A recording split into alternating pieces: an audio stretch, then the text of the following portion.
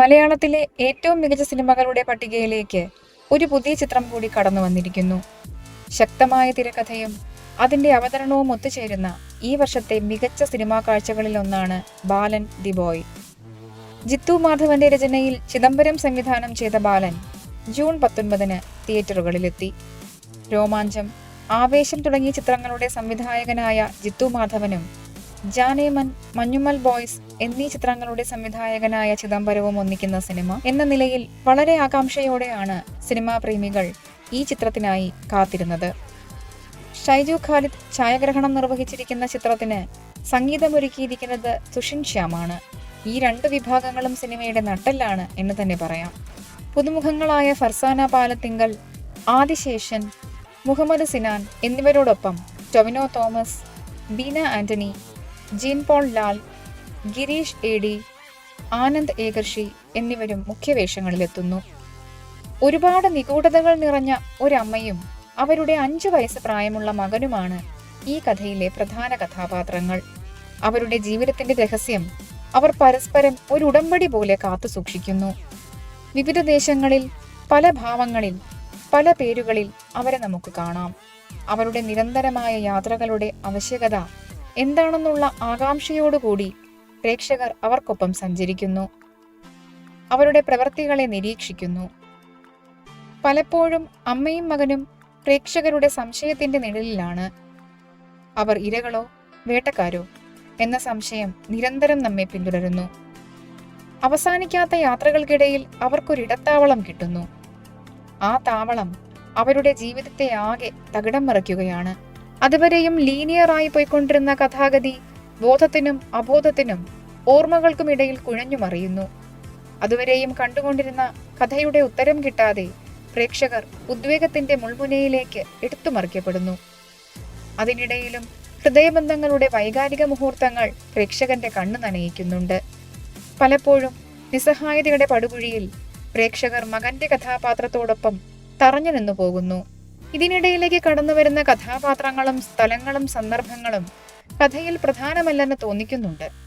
അവ പ്രേക്ഷകരെ തന്ത്രപൂർവം പ്രധാന കഥയിൽ നിന്ന് വഴിതിരിച്ചു കൊണ്ടുപോവുകയും കഥാഗതിയിൽ അപ്രതീക്ഷിതമായ ഒരു വഴിത്തിരിവിൽ വെച്ച് പ്രധാന കഥയിലേക്ക് കൊണ്ടെത്തിക്കുകയും ചെയ്യുന്നു. ഈ വഴിത്തിരിവ് പ്രേക്ഷകനെ സീറ്റിൽ തന്നെ പിടിച്ചിരുത്തുന്ന അതിഗംഭീരമായ ഒരു ക്ലൈമാക്സിലേക്കാണ് നയിക്കുന്നത്. എന്തുകൊണ്ടും മികച്ച ഒരു സിനിമാനുഭവം നേടിക്കൊണ്ടാണ് ഓരോ പ്രേക്ഷകനും തിയേറ്റർ വിടുക. കഥയുടെ നിഗൂഢത നിലനിർത്തിക്കൊണ്ട് തന്നെ വളരെ മിതമായ വേഗത്തിൽ കഥ പറഞ്ഞു പോകുന്ന തിരക്കഥാകൃത്തും സംവിധായകനും തീർച്ചയായും കയ്യടി അർഹിക്കുന്നു. കഥയിൽ വിഭാവനം ചെയ്തിരിക്കുന്ന രംഗങ്ങളെ യാഥാർത്ഥ്യത്തിനും ആശങ്കകൾക്കും മധ്യേ നിഗൂഢമായി നിലനിർത്തുന്ന ഛായാഗ്രഹണവും കഥാപാത്രങ്ങളുടെ മാനസികാവസ്ഥകളെ മറ്റൊരു തരത്തിലേക്ക് ഉയർത്തുന്ന സംഗീതവും സിനിമയുടെ നട്ടെല്ലാണ്. പുതുമുഖങ്ങളായ ആദികേഷിന്റെയും ഫർസാനയുടെയും സിനാന്റെയും കൈയടക്കത്തോടെയുള്ള അഭിനയമാണ് തിരക്കഥ ഉദ്ദേശിക്കുന്ന തലത്തിലേക്ക് അതിനെ ആവിഷ്കരിക്കാൻ സഹായകമായത് എന്ന് നിസ്സംശയം പറയാം. തുടക്കക്കാരുടെ ഒരു പതർച്ചയുമില്ലാത്ത അഭിനേതാക്കൾ. ബാലന്റെ അബ്ബയായി എത്തുന്ന ടൊവിനോയുടെ പ്രകടനം ശരാശരിയിൽ ഒതുങ്ങുന്നതാണ്. ഒരു നിഷ്ഠൂരനായ വില്ലന്റെ ഭാവത്തിലേക്ക് പൂർണ്ണമായും സംക്രമിക്കാൻ ജീൻ പോൾ ലാലിനും കഴിഞ്ഞിട്ടില്ല. എന്നാൽ സ്വയം പെർഫെക്റ്റായ തിരക്കഥ ഈ ചെറിയ കുറവുകളെ ശ്രദ്ധിക്കാൻ അനുവദിക്കുന്നില്ല. കഥയുടെ വൈകാരികതയെയും നിഗൂഢതയെയും നിലനിർത്തുന്നതാണ് കഥാപാത്രങ്ങളുടെ ശരീരഭാഷ.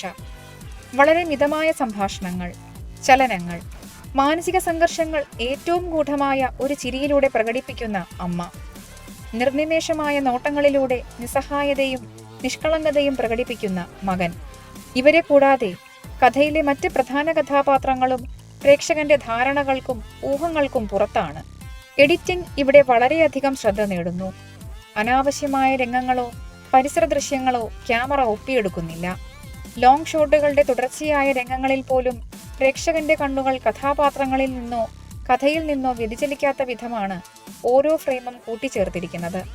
2 മണിക്കൂർ 27 മിനിറ്റുള്ള ചിത്രത്തിൽ അനാവശ്യമെന്ന് തോന്നുന്ന ഒരു രംഗങ്ങളും കൂട്ടിച്ചേർക്കപ്പെട്ടിട്ടില്ല എന്നത് സിനിമ പാലിക്കേണ്ട അച്ചടക്കത്തിനു കൂടി മികച്ച ഉദാഹരണമാണ്.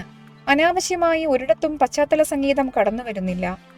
കഥാപാത്രങ്ങൾ സംസാരിക്കാത്തപ്പോൾ സംഗീതം അവർക്കായി സംസാരിക്കുന്നു. അഭിനയ മുഹൂർത്തങ്ങളെ എലിവേറ്റ് ചെയ്യുന്നു. മികച്ച തിരക്കഥയും സംവിധാനവും ഛായാഗ്രഹണവും സംഗീതവും അഭിനേതാക്കളുടെ പ്രകടനവും സിനിമയുടെ പോസിറ്റീവുകളാണ്. മികച്ച കാസ്റ്റിംഗ് സിനിമയെ അതിഗംഭീരമെന്ന നിലയിലേക്ക് കൊണ്ടുപോകുന്നതിൽ പ്രധാന പങ്കുവഹിക്കുന്നു. എന്നാൽ അബ്ബാസ് എന്ന കഥാപാത്രമായി ടൊവിനോയുടെ പ്രകടനം നാടകീയമായി അനുഭവപ്പെടുന്നു. ഒരു യുവാവായ കഥാപാത്രത്തിന്റെ ആവിഷ്കാരത്തിനായി മധ്യവയസ്കന്റെ അവശത സ്വീകരിച്ചതും കാഴ്ചയിൽ കല്ലുകടിയാകുന്നുണ്ട്. ജീൻ പോൾ ലാലിന്റെ പവിത്രന് ഒരു വില്ലന്റെ നിലയിലേക്ക് ഉയരാൻ കഴിയുന്നില്ല. ചുറ്റുമുള്ള കഥാപാത്രങ്ങളുടെ വിവരണങ്ങളും അയാളുടെ തന്നെ ചില സംഭാഷണങ്ങളും മാത്രമാണ് പവിത്രൻ വില്ലനാണ് എന്ന തോന്നൽ പോലും ഉണ്ടാക്കുന്നത്. തിയേറ്ററിൽ തന്നെ കാണേണ്ടുന്ന ഒരു സിനിമാ വിസ്മയമാണ് ബാലൻ. മലയാളത്തിന്റെ ആദ്യ ശബ്ദചിത്രമായ ബാലൻ കഥാപാത്രങ്ങളെ സംസാരത്തിന്റെ ലോകത്തിലേക്ക് കൂട്ടിക്കൊണ്ടുവന്നു. 2026 മറ്റൊരു ബാലൻ സംഭാഷണങ്ങളുടെയും ശബ്ദത്തിന്റെയും അപകടങ്ങളിൽ നിന്ന് നമ്മോട് കഥ പറയുന്നു. 10ൽ 9 റേറ്റിംഗ് കൊടുക്കാവുന്ന മികച്ച ഒരു സിനിമാനുഭവമാണ് ബാലൻ. ഈ സിനിമയെക്കുറിച്ച് നിങ്ങൾ എന്ത് ചിന്തിക്കുന്നു എന്ന് കമന്റ് ബോക്സിൽ രേഖപ്പെടുത്തുക.